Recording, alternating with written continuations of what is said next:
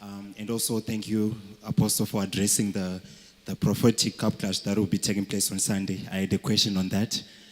All right. Ask about the Sunday challenge that you said you wanted to ask. Ask it. Well, you had addressed the issue. It's connecting with the issue of good ground. But what did you want to ask before it was addressed? Let's officialize it. For the sake that we are on public TV, it might be a problem, but let's create the problem. Let's create the problem on public TV. My issue was, will it not create a problem in Christianity if a sangoma or a spiritualist managed to prophesy, and the man of God might submit the $1 million?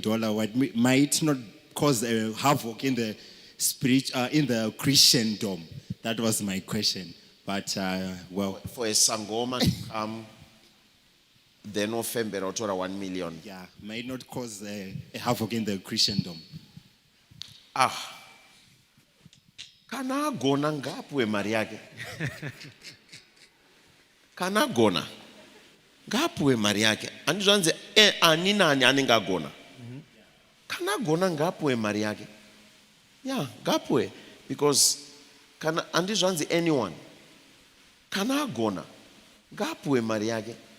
Zvekuzoti havoc izvi ratongo drama. Agona ngaite sei ngapwe mari. In my issue is outside that. It was there before the $1 million.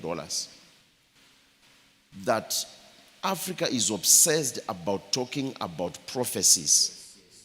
Yet you go to Dubai, there's not even one prophet. Their prophet died 1,300 years ago. His name is Muhammad. He was not even a prophet of Jesus Christ.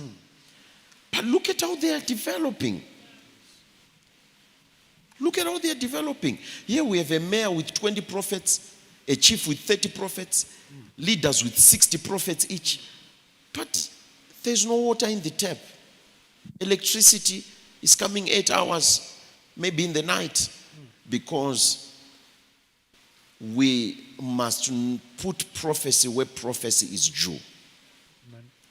And put other things where those things are due. Amen.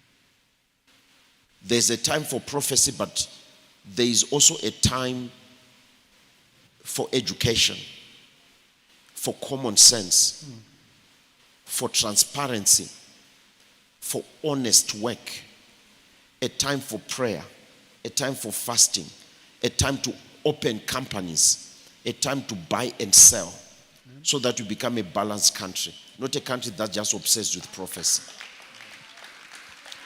Then